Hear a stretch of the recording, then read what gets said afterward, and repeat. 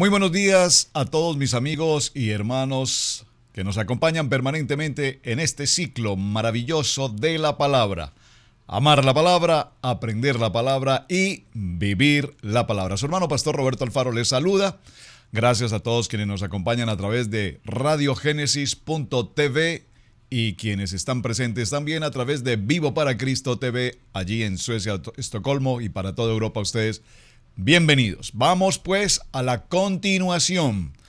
Terminamos nuestro primer ciclo en el libro de Bereshit, toda la historia apasionante desde la creación, pasando por el diluvio, la historia de Noé, sus hijos, entrando al tiempo de los patriarcas, Abraham, Isaac y Jacob, y por supuesto toda la vida apasionante de este hombre maravilloso llamado José, de quien hasta el punto del capítulo 50 encontramos, y José muere a los 110 años de vida. Pero no es que cerremos propiamente un ciclo, porque evidentemente Génesis a Éxodo es más que cerrar un ciclo, es la continuación de Génesis. Ahora vamos a nuestro segundo ciclo en el libro de Éxodo, el libro de Shemot. Éxodo, la palabra Éxodo propiamente significa salida. Así es que es interesante notar que tanto Génesis como Éxodo, Levítico, Números y Deuteronomio, todos tienen un autor escrito. El autor de la escritura es, por supuesto, Moisés, quien aparece ahora aquí precisamente en la historia del libro de Éxodo. En el capítulo 24, verso 4, si usted me acompaña un momento, por favor. En el libro de Éxodo, capítulo 24, verso 4, dice la palabra: y Moisés escribió todas las palabras de Yahweh, y levantándose de mañana edificó un altar al pie del monte y 12 columnas según las 12 tribus de Israel. Así es que acompáñeme por favor al libro de Éxodo. Vamos al capítulo 1, verso 1, y damos comienzo a esta segunda jornada de nuestro estudio bíblico devocional. Hay una pregunta importante en toda esta historia.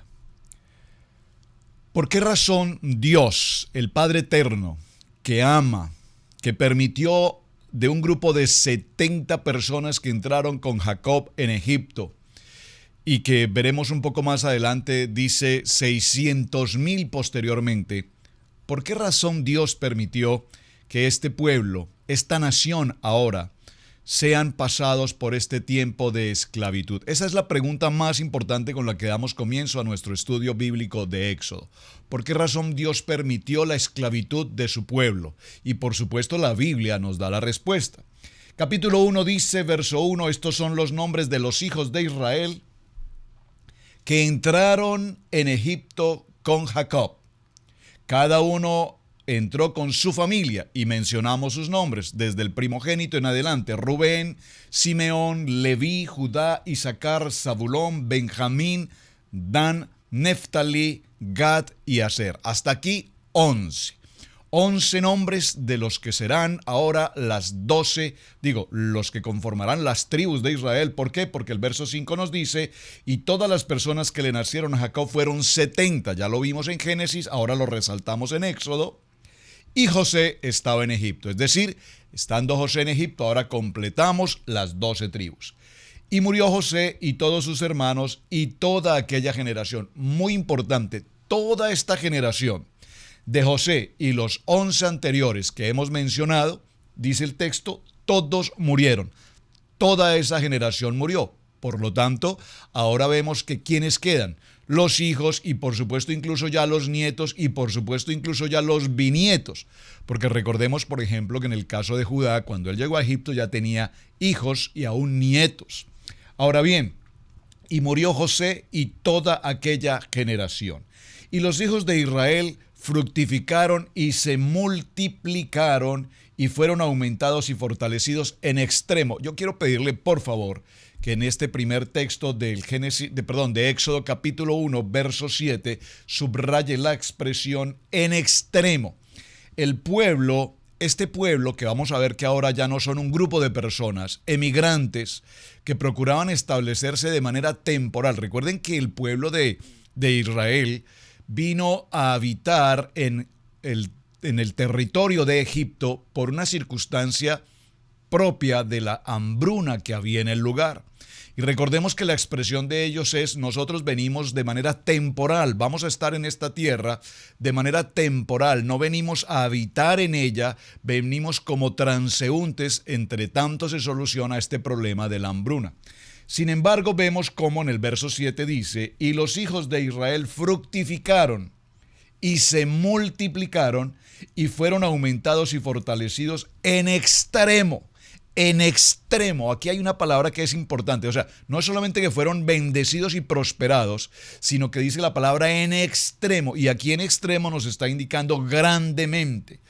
Dice, se multiplicaron y fueron aumentados. Recuerden, siempre tengan de presente el texto de Génesis capítulo 1, verso 28, cuando nos dice: y los bendijo Dios y les dijo, fructificad y multiplicaos. Siempre el propósito de Dios ha sido que la raza humana, la generación tras generación, se multiplique y se multiplique. Y aquí en Éxodo es muy importante tener presente esta expresión, porque evidentemente veremos cómo no solamente se multiplicaron, sino que sobreabundaron.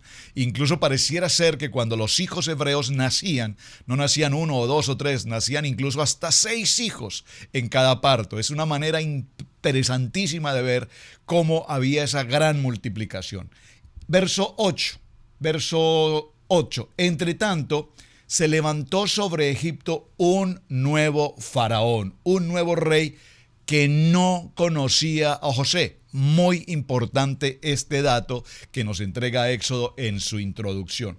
Un nuevo faraón. Recordemos que el faraón anterior, cuyo nombre nunca se nos indicó, este faraón no solamente recibió a José, no solamente recibió la interpretación de los sueños, sino que adicional a ello, evidentemente, tenía un aprecio extraordinario en la vida de José, al punto que lo nombró gobernador y le entregó toda autoridad sobre las tierras y sus alrededores en Egipto.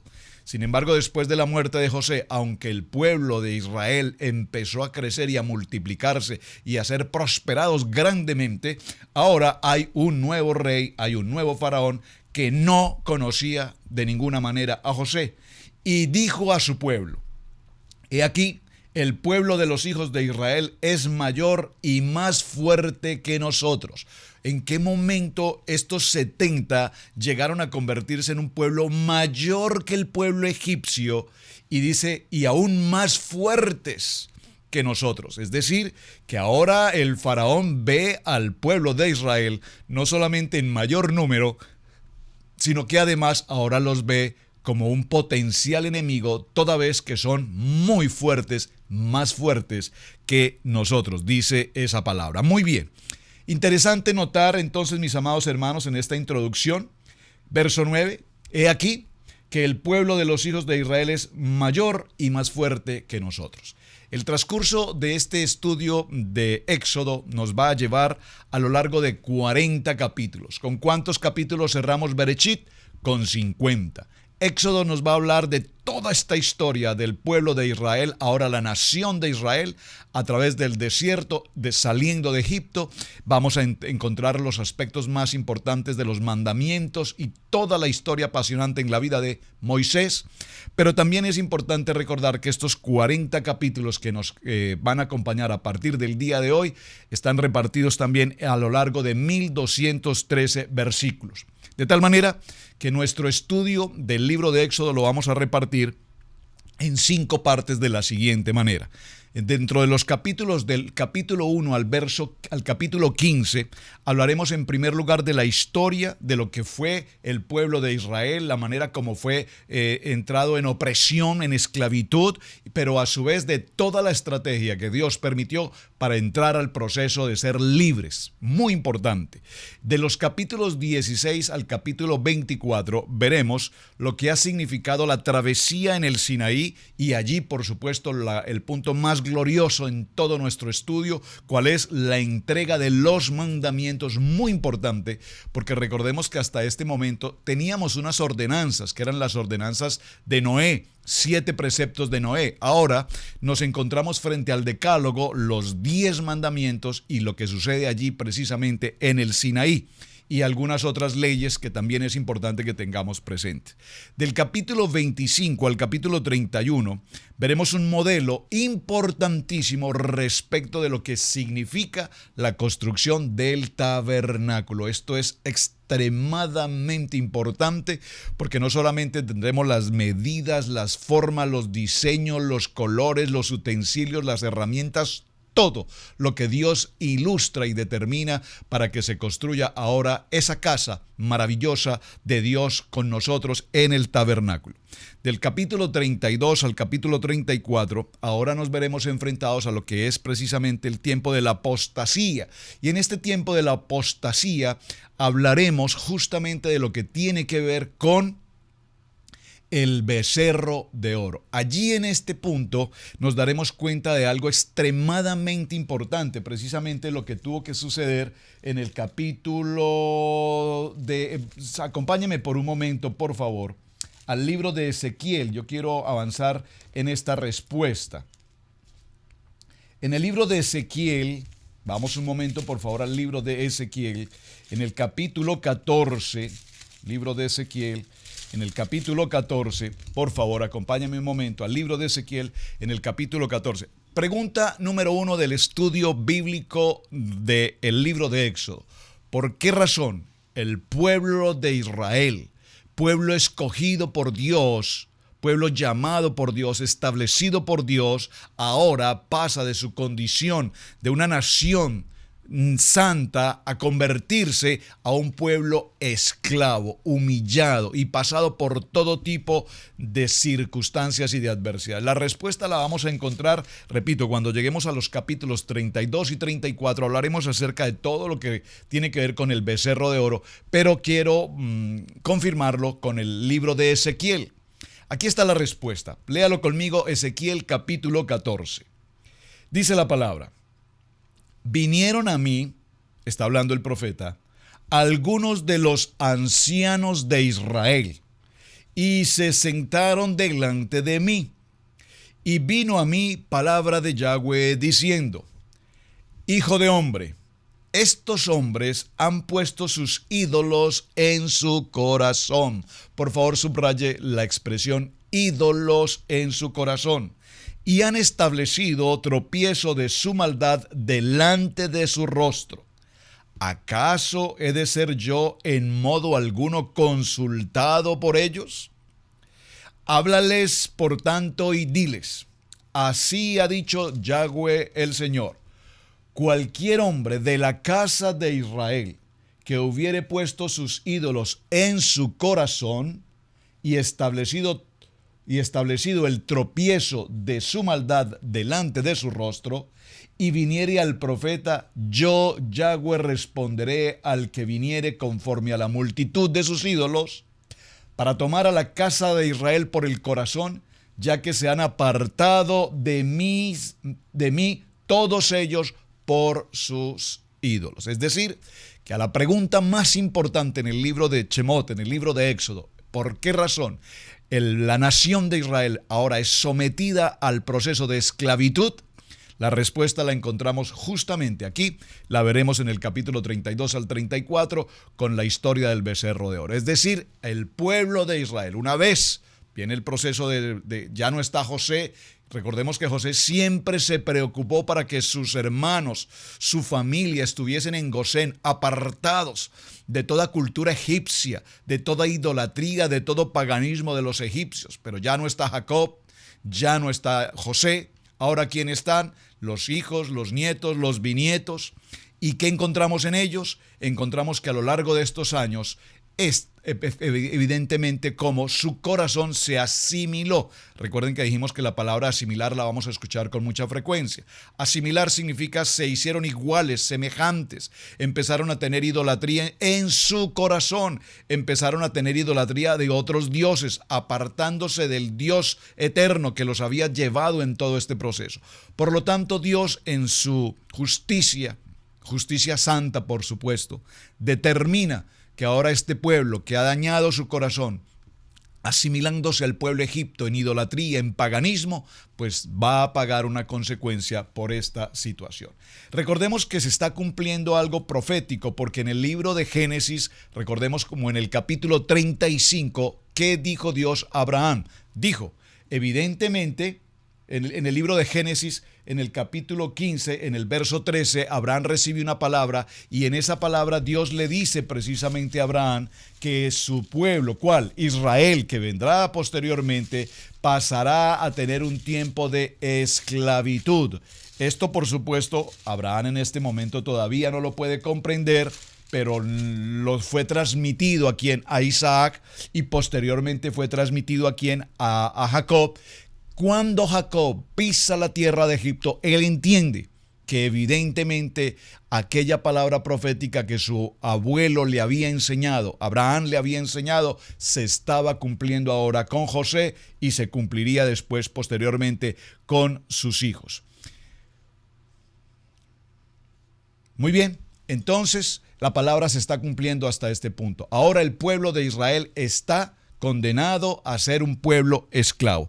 Y finalmente, en nuestro avance del libro de Éxodo, llegaremos a los capítulos 35 y 40, en lo que ahora será el cierre de oro para nuestro estudio bíblico de Éxodo, y es propiamente la construcción de lo que es evidentemente el tabernáculo. Así es que cuando nosotros vemos en esta historia que tenemos ahora presente en el libro de Éxodo, quiero que resaltemos ya en nuestro primer capítulo, en la introducción que estamos desarrollando hoy, cómo todo este pueblo empezó a crecer de manera extraordinaria. Por lo tanto, el nuevo rey, el nuevo faraón, empieza a determinar ordenanzas. Estas ordenanzas tenían como propósito, ¿cuál? El evitar el crecimiento del pueblo de Israel, para lo cual lo que hizo fue empezar precisamente a esclavizarlos, a forzarlos, a maltratarlos, a exigirles trabajo duro, trabajo rudo, y al ver que todas estas cosas no funcionan, entonces decide, y vamos a llegar a este punto, llamar a las parteras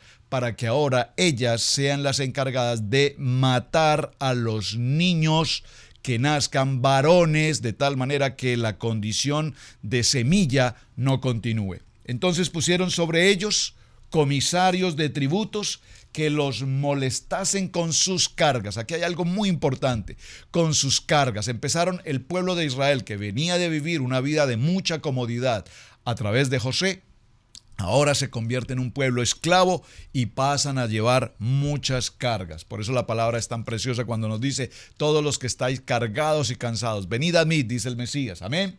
Ahora dice, y les colocaron cargas y edificaron para Faraón las ciudades de almacenaje de Pitón y Ramesés. Estas dos ciudades quedaban una a la par de la otra, justo desde el punto de vista de Gosén, donde habitaba inicialmente el pueblo de Israel.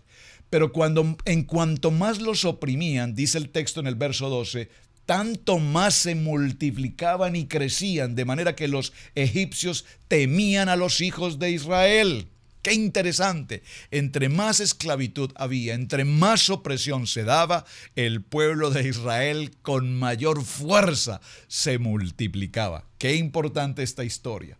Y los egipcios hicieron servir a los hijos de Israel con dureza, y amargaron su vida con dura servidumbre en hacer barro y ladrillo, y en toda labor del campo y en todo servicio al cual se obligaban con rigor.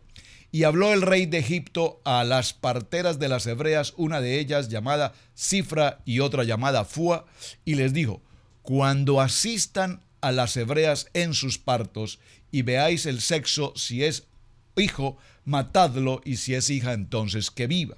Esta es la primera condición que el faraón empieza a colocar con el ánimo de que no haya más multiplicación del pueblo de Israel. Pero las parteras, y subraye por favor en el capítulo, verso 17, subraye la expresión, pero las parteras temieron a Dios, temor a Dios. Aquí hay una palabra muy interesante, el temor a Dios.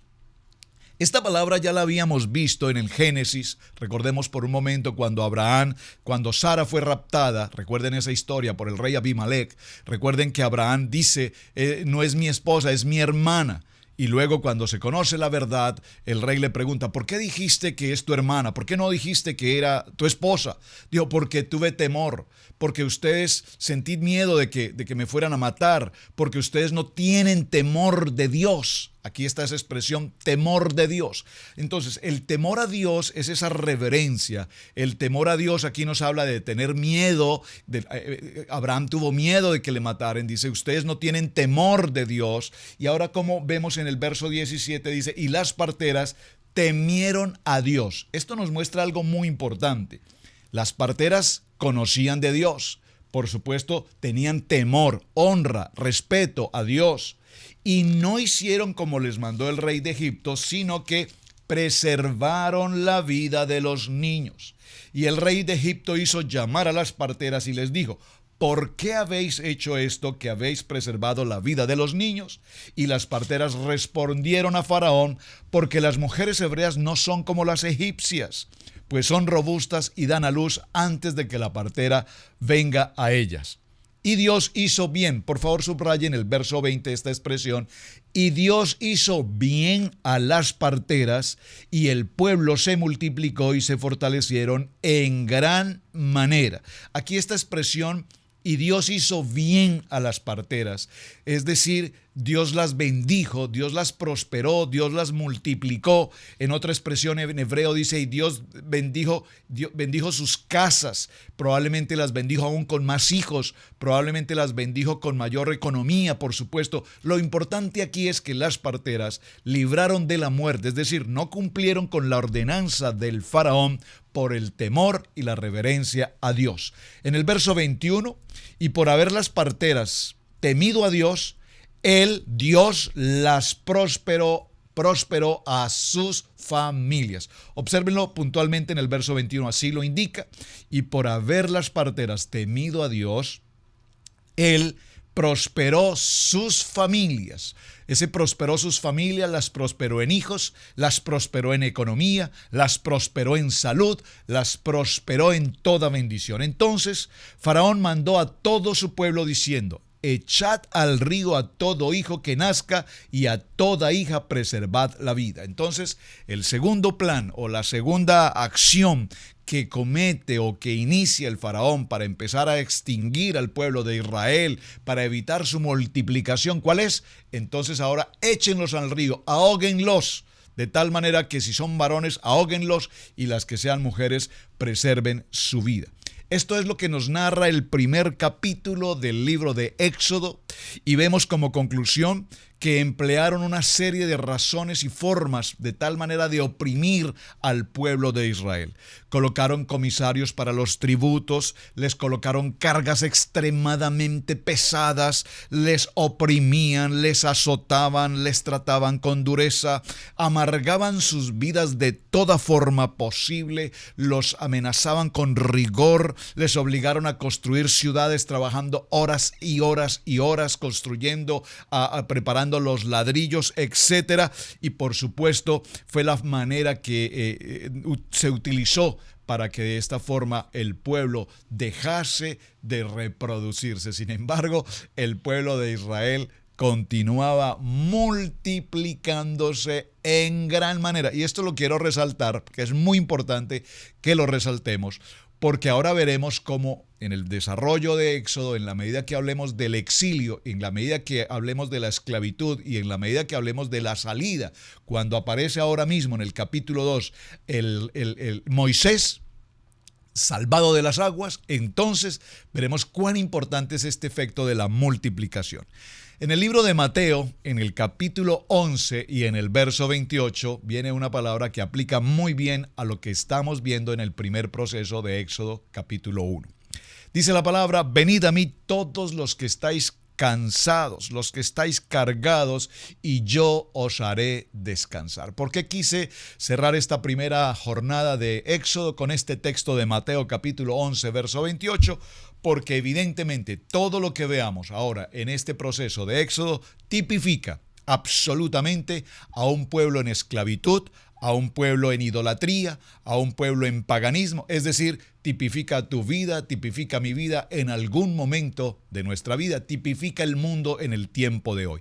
Un mundo en afanes, un mundo en cargas, un mundo totalmente apartado de los propósitos y el llamamiento de Dios, un mundo posiblemente muy, pero muy lejos de la palabra, de tal manera que tenemos a un mundo conflictivo en doctrinas, en religiones, en creencias, pero muy apartados del verdadero precepto de la palabra. De tal manera que lo que vamos a ver en Éxodo, repito, tiene que ver con lo que estamos viviendo hoy. La idolatría, uno de los factores más impresionantes que conllevaron al pueblo de Israel a pasar por este tiempo de la esclavitud. Número uno. Y número dos, porque va a tipificar ahora en el capítulo 2 el nacimiento de un joven, de una historia muy interesante.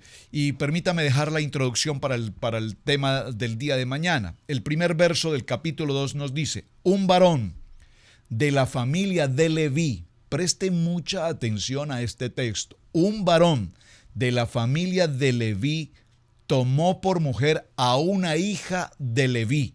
Recuerden quién fue Leví. Recuerden que tenemos a Jacob y Lea.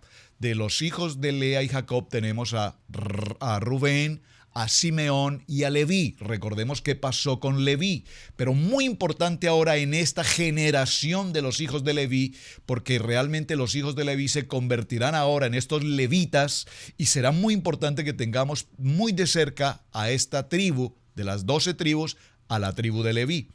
Un varón de la familia de Leví, un varón de la tribu de Leví, que para su nombre vamos a decirlo es Amram, tomó por esposa a una de las hijas de Leví, es decir, a una hija directa de Leví, que es ¿quién? Jocabet. Y concibió y dio a luz un hijo, y viéndole que era hermoso. Aquí esa expresión hermoso, en la traducción que tenemos a nuestro español, pues podemos identificar, era un niño muy agraciado, muy bonito, muy bello, hermoso, dice la palabra. Pero evidentemente era un niño muy particular, algo grande, algo especial había en este niño. Su semblante era un niño de luz, un niño de brillantez. Aquí la Biblia lo traduce como hermoso. Y le tuvo escondido por 3 meses. Recuerden que aquí vemos cómo Moisés nace en Egipto. Nace en Egipto en un momento de opresión, de esclavitud, en un momento en que el rey había ordenado la muerte de todo niño varón. Por lo tanto, Amram y Jocabet ahora deben preparar toda una estrategia, de tal manera que este niño, que cuando lo vieron sabían que no era un niño normalmente o común, era algo especial. Bueno, todo niño en su nacimiento es especial, por supuesto, pero había algo especial en la vida de este niño. Por lo tanto, lo escondieron durante 3 meses. Vamos a dejarlo hasta este punto, porque aquí empieza entonces nuestra historia apasionante del libro de Éxodo, y usted, estoy seguro que ha visto no solamente las películas, sino que ha leído estos textos, y nos vamos a introducir en ese formato, en esta narrativa, viviendo la experiencia del pueblo de Israel y, por supuesto, la experiencia de Moisés, que ahora, bueno, hasta este momento no está el nombre, porque observen que el nombre de Moisés en la traducción nuestra lo tenemos, por supuesto, traducido. El nombre, ¿quién dio el nombre de Moisés? Vamos a dejarlo mejor como tarea, ¿les parece? Primera tarea de nuestro ciclo de Éxodo. ¿Quién fue la persona que dio el nombre a Moisés? ¿Jocabet? ¿Amram? ¿Miriam, su hermana? ¿Quién dio el nombre a Moisés? Muy importante, muy importante, muy importante. Mis amados, este ha sido el tiempo de estudio bíblico devocional, primera jornada del libro de Éxodo. Muchísimas gracias por acompañarnos, gracias por sus mensajes, gracias por compartir el video. Bendiciones para todos. Shalom, un muy buen día.